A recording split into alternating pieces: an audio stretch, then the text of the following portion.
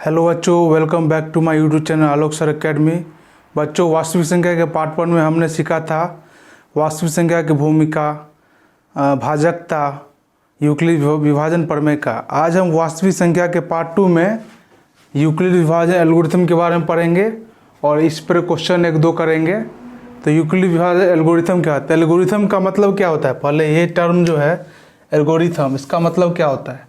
किसी भी काम को करने का कोई तरीका। मान लीजिए चाय बनाते हैं तो पहले पानी डालते हैं, केतली में गर्म करते हैं, चीनी डालते हैं, चाय पत्ती डालते हैं। उसी प्रकार विभाजन के अंतर्गत एल्गोरिथम देखेंगे। पहला स्टेप क्या है? पूर्णांक ए और बी के लिए यूक्लिड की विभाजन प्रमेय का प्रयोग करके, जैसे पिछले कक्षा में पढ़ा था पार्ट 1 में, करके पूर्णांक Q1 तथा R1 इस प्रकार ज्ञात कीजिए कि ए बराबर, ये इक्वेशन दे दिए, ए बराबर BQ1 प्लस R1, जहाँ पर R का वैल्यू 0 से बड़ा है या 0 के बराबर है और B से छोटा है। तो जैसे यूक्लिड विभाजन प्रमेय का हम बताए थे, ए क्या है, बी क्या है, क्यू क्या है, बताने का जरूरत नहीं, फिर भी एक बार रिवाइज कर देते हैं। मान लीजिए एक इक्वेशन है, जैसे 8 को 2 से हमको भाग देना, तो 2 चक 8 कट गया, 0 आ गया। तो ये क्या होगा? ए, इक्वेशन में ए यानी कि भाज्य हो गया। ये क्या हो गया? भागफल। भागफल, इसको क्यू बोलते हैं, क्यू हो गया यहाँ पे Q1। उसके बाद ये क्या हो गया? भाजक, इसको बी बोलते हैं, यहाँ पे इसको बी बोलते हैं इक्वेशन में। ये हो गया शेषफल R1।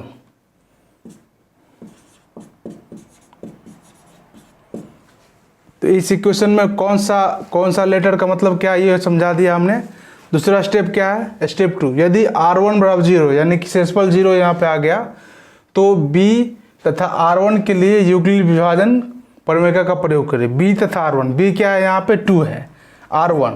जब हम क्वेश्चन करवाएंगे बच्चों तो आपको ये कॉन्सेप्ट क्लियर हो जाएगा, ये थ्योरम का मतलब क्या कॉन्सेप्ट है वो क्लियर हो जाएगा। अभी क्वेश्चन कराएंगे तो आपको पूरा कॉन्सेप्ट क्लियर हो जाएगा। तो क्या बोल रहा है स्टेप 2 में? यदि R1 बराबर 0 यानी कि R1 शेषफल 0 हो गया, तो A तथा B का महत्तम समावर्तक B होगा, यानी कि 8 और 2 का महत्तम समावर्तक क्या हो जाएगा? B, यानी कि यहाँ पे 2 हो जाएगा। R1 0 है तो यहाँ महत्तम समावर्तक क्या हो जाएगा? 2 हो जाएगा। स्टेप 3 क्या है? यदि R1 नॉट इक्वल टू 0 यानी R1 0 के बराबर नहीं है, तो क्या बोल रहा है स्टेप 3? तो B तथा R1 के लिए यूक्लिड विभाजन प्रमेय का प्रयोग करके Q1 तथा R2 इस प्रकार ज्ञात कीजिए कि ये इक्वेशन प्राप्त होगा। यानी कि R1 बराबर 0 नहीं है तो ये B यहाँ आ जाएगा, जो R1 जो शेषफल बचेगा उससे विभाजन होगा, सेम प्रोसेस में नीचे जाएगा, इक्वेशन प्राप्त होगा B बराबर Q1 R1 प्लस R2। जब क्वेश्चन कराएंगे तो क्लियर हो जाएगा। उसके बाद स्टेप 4 क्या है? यदि R2 बराबर 0 यानी कि R2 अगर 0 आ गया तो A तथा B का महत्तम समावर्तक R1 हो जाएगा।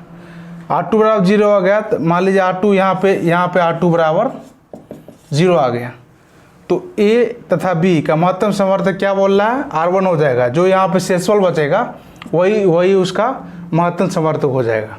स्टेप 5 क्या बोल रहा है? यदि R2 भी 0 नहीं हुआ तो सेम प्रोसीजर अपनाएंगे। तो यूक्लिड की विभाजन प्रमेय का प्रयोग करके R1 तथा R2, यहाँ पे R1 नीचे R2 मान लीजिए बचा, तो उस पर यूक्लिड विभाजन प्रमेय का प्रयोग करेंगे। जैसे ऊपर के प्रक्रिया में किया गया है, सेम प्रक्रिया नीचे भी करना है, करके उपयुक्त प्रक्रिया का निरंतर प्रयोग करते जाइए जब तक शेषफल R2 शून्य नहीं हो जाए। जब तक शेषफल शून्य नहीं हो जाए तब तक यूक्लिड विभाजन प्रमेय का प्रयोग करते जाना। जब हम क्वेश्चन अभी कराएंगे तो आपको कॉन्सेप्ट क्लियर हो जाएगा, इसमें कुछ डाउट नहीं है आपको। और क्या बोल रहा है? इस स्थिति में प्राप्त भाजक ही वांछित महत्तम समावर्तक। इसका मतलब क्या हुआ? जो लास्ट नंबर से कटेगा, मान लीजिए यहाँ पे 10 है, यहाँ पे 2 है, 2 पंचे 10, ये नंबर से लास्ट में कट रहा है। जब हम यूक्लिड विभाजन का प्रमेय का प्रयोग करेंगे, ये 2 नंबर से कट रहा है तो यही हमारा SCF हो जाएगा। ये प्रमेय का मतलब यही हुआ, इस प्रमेय का उद्देश्य यही है, यानी कि SCF निकालना। जैसे एक क्वेश्चन लेंगे, एक बार समझ लीजिए, इसके स्क्रीनशॉट ले लीजिए।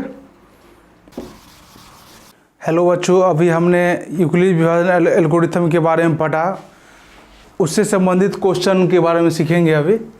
जैसे क्वेश्चन है 4052 और 12576 का एचसीएफ यूक्लिड विभाजन एल्गोरिथम का प्रयोग करके ज्ञात कीजिए। तो इस क्वेश्चन को सॉल्व कैसे करेंगे? तो सबसे बड़ा है उसको पहले सबसे छोटा है उसको यहाँ लिख देंगे 4052। विभाजन यूक्लिड विभाजन एल्गोरिथम का प्रयोग करना विभाजन के अंतर्गत, तो सबसे पहले बड़ा वाला को बीच में लिख देंगे।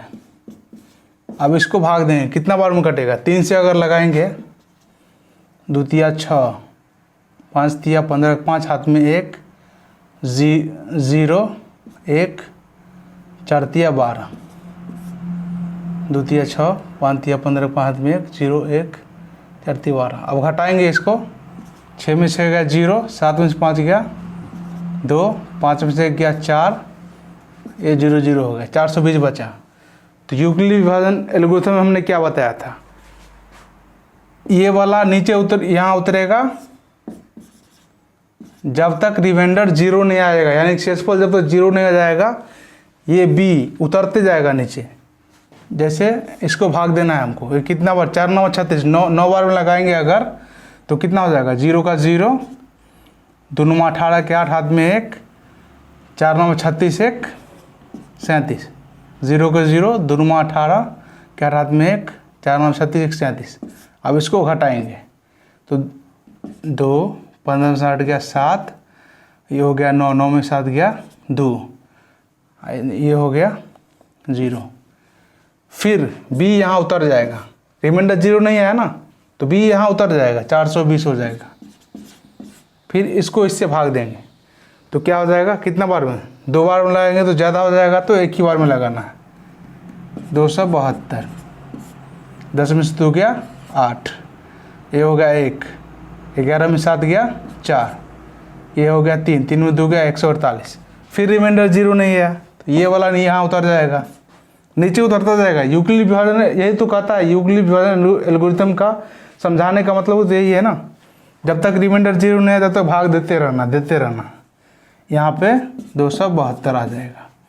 फिर 2 बार में लगाएंगे तो ज़्यादा हो जाएगा, एक बार में लगाएंगे 148, तो 12 में से 8 गया 4, ये हो गया 6, 6 में से 4 गया 2, 2 में से गया 124। फिर रिमाइंडर 0 नहीं है, फिर ये यहाँ उतर जाएगा 148। फिर एक बार में लगाएंगे 124, तो 48, 24 बचेगा ना, ये 0 हो जाएगा। फिर यहाँ उतरेगा, ये रिमाइंडर 0 नहीं उतरते जाएगा 124। अब कितना? 24 पंचे लगाएंगे, कितना हो जाएगा?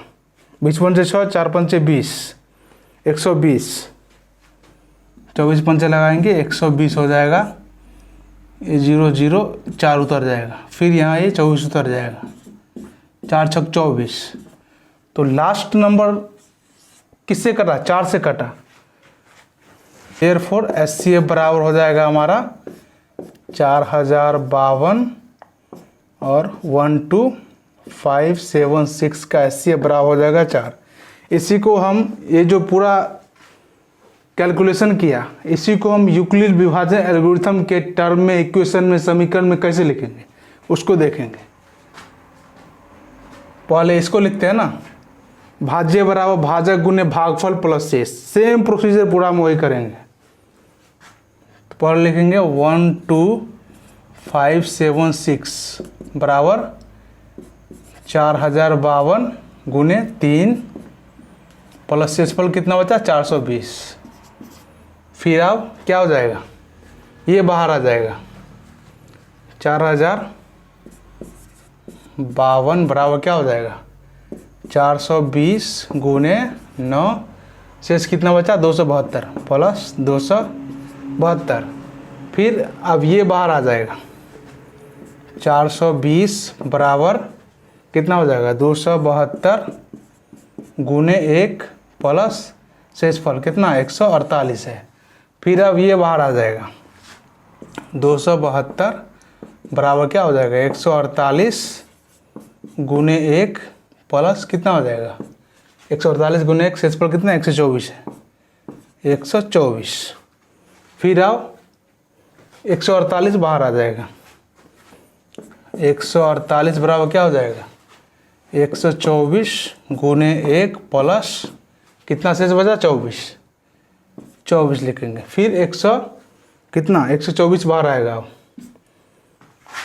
124 बराबर क्या हो जाएगा 24 गुने 5 24 गुने 5 1 मिनट 24 गुने 5 हाँ 24 गुने 5 प्लस 4 बचा ना शेष। फिर आप 24 बाहर आ जाएगा 24 बराबर 4 गुने 6 प्लस शेष तो 0 बच गया ना 0, यानी कि यहाँ पे शेष 0 हो जाएगा। तो यही जो लास्ट नंबर जो है यहाँ पे लास्ट नंबर किससे करा 4 से, वही हमारा SCF हो जाएगा। ये हमारा फाइनली आंसर हो गया। तो हमने समझा दिया यूक्लिड विभाजन एल्गोरिथम के अंतर्गत ऐसे ही सवाल आएंगे, इससे बाहर क्वेश्चन नहीं आएगा बच्चों। आप ये क्वेश्चन को समझ के दूसरा क्वेश्चन को बनाने की कोशिश कीजिए, नहीं बने तो कमेंट कीजिए, उस क्वेश्चन को हम इस क्लास में आने वाला क्लास में सॉल्व करेंगे। ये पार्ट 2 है, इसके आगे एक और क्वेश्चन करेंगे वो भी यूक्लिड विभाजन प्रमेय के अंतर्गत है। एक बार स्क्रीनशॉट ले लीजिए इस क्वेश्चन का। जो जैसा कि इस क्वेश्चन को अभी हमने सॉल्व किया तो एक बार समझेंगे, एक रिव्यू के लिए एक बार समझ लिए क्वेश्चन को। क्वेश्चन क्या था 4052 और 12576 का SCF यूक्लिड विभाजन एल्गोरिथम का प्रयोग करके ज्ञात कीजिए। तो सबसे पहले क्या करना है, जैसे हम भाग देते हैं बचपन से भाग देते आ रहे वैसे ही भाग देना है। छोटा नंबर को यहाँ लिख दिया, बड़ा नंबर को यहाँ लिख दिया, इसको 3 से भाग दिया तो इतना आया शेषफल। फिर इसको यहाँ उतार दिया, यानी कि भाजक को यहाँ उतारते जाएंगे, जब तक शेषफल 0 नहीं आएगा तब तक भाजक को नीचे उतारते जाएंगे। सेम उतार दिया यहाँ शेषफल से, फिर भाग देंगे भाजक में। तो भाग दिया तो कितना 9 बार में कटा, फिर 272 शेष आया, फिर ये यहाँ उतर गया, फिर भाग दिया, फिर 148 शेष बचा, फिर इस 148 को यहाँ उतार दिया, रिमाइंडर क्या बचा 124। इसी तरह भाग देते गया तो रिमाइंडर लास्ट में कितना 4 से कटा। तो ये जो 4 नंबर से कटा यही हमारा SCF हो गया। जहाँ पे रिमाइंडर 0 हो गए, यानी कि जो भी लास्ट भाजक से कटेगा नंबर भाज्य कट जाएगा तो वही हमारा SCF हो जाएगा। उसी को हम यूक्लिड विभाजन यानी कि A बराबर BQ प्लस R के फॉर्म में लिखा। ये पूरा टर्म वही है, ये A हो गया BQ प्लस R, फिर ये बाहर आ गया A बराबर BQ प्लस R, A बराबर BQ प्लस R। पूरा जितना भी देख रहे हैं यहाँ पे, जितना भी समक्रिया देख रहे हैं पूरा उसी यही इक्वेशन पे बेस्ड है। A बराबर BQ प्लस R। यहाँ पे जैसे यह होता है ना भाज्य बराबर भाजक गुने भागफल प्लस शेषफल। ये मालूम होगा ना आपको, 5वां 6वां में पढ़ा होगा आप लोगों ने। तो सेम प्रोसीजर करते गया, जैसे भाज्य यहाँ पे ये हो गया तो भाज्य बराबर यानी कि 12576 बराबर भाजक गुने भागफल प्लस शेष हो गया। ये क्वेश्चन का काम हो गया। फिर सेम यहाँ पे क्या किया 4052 यहाँ भाज्य हो गया, फिर भाज्य बराबर भाजक गुने भागफल प्लस शेष। सेम प्रोसीजर नीचे तक करता गया। तो लास्ट में किस नंबर से कट रहा है पूरा 4 से। 0 कब आ रहा रिमाइंडर लास्ट में, जब 4 से भाग दे रहे हैं लास्ट में तो रिमाइंडर यानी शेषफल 0 आ रहा है। यही हमारा SCF हो गया। इसी प्रोसीजर में आपको अगले क्वेश्चन जो भी हो NCERT हो या कोई भी हिंदी मीडियम का बुक उठा लीजिए, आपको एक भी क्वेश्चन नहीं बचेगा। ये पूरा चैप्टर कंप्लीट होने के बाद आपको जहाँ तक मेरी समझ एक भी क्वेश्चन नहीं बचेगा। कोई भी हिंदी मीडियम का बुक उठा लीजिए मैथ का, एक भी क्वेश्चन नहीं बचेगा। एक बार स्क्रीनशॉट ले लीजिए। तो वास्तविक संख्या के अंतर्गत हम सिद्ध करने वाले क्वेश्चन को सॉल्व करना सीखेंगे। जैसे क्वेश्चन है, दर्शाइए कि प्रत्येक धनात्मक सम पूर्णांक 2q के रूप का होता है तथा प्रत्येक धनात्मक विषम पूर्णांक 2q प्लस 1 के रूप का होता है जहां q कोई पूर्णांक है। जब भी इस प्रकार का क्वेश्चन आए तो सबसे पहले मान लेना है, माना एक कोई पूर्णांक है तथा b बराबर टू क्यू माना, क्योंकि क्वेश्चन में दिया हुआ 2q के रूप का होता है सम पूर्णांक तथा विषम पूर्णांक 2q + 1 के रूप का होता है, इसलिए b बराबर यहाँ पे हमने 2 मान लिया। अब यूक्लिड विभाजन प्रमेय का प्रयोग करके इस इक्वेशन को, इस जो दिया हुआ 2q + 1 इसको सिद्ध करेंगे यूक्लिड विभाजन प्रमेय का प्रयोग करके। तो अब यूक्लिड विभाजन प्रमेय से इक्वेशन क्या होता है, यूक्लिड विभाजन प्रमेय का a बराबर bq + r, जहाँ r का मान 0 से बड़ा होता है या 0 के बराबर और b से छोटा होता है। तो यहाँ लिखेंगे a बराबर b की जगह पर यहाँ पे इक्वेशन में 2 पुट कर देंगे, यानी कि रख देंगे a बराबर bq + r, जहाँ पे r का मान 2 से छोटा है, यानी b यानी कि 2 रख दिए यहाँ पे, 2 से छोटा है, और r का मान 0 से बड़ा है या 0 के बराबर है। यहाँ पे r का मान क्या क्या हो सकता है, क्योंकि 2 से छोटा है, या तो 0 हो सकता है या 1 हो सकता है, ये वही यहाँ पे हमने लिखा है। तो a बराबर, जब इस इक्वेशन में r का मान जब 0 रखेंगे तो a बराबर 2q एक समीकरण प्राप्त होगा। जब r का मान हम यहाँ पे 1 रखेंगे इस इक्वेशन में तो a बराबर 2q + 1 एक समीकरण प्राप्त होगा। चूँकि a बराबर 2q यह 2 से विभाजित होता है ना, ये 2q 2 से कट रहा है पूरा।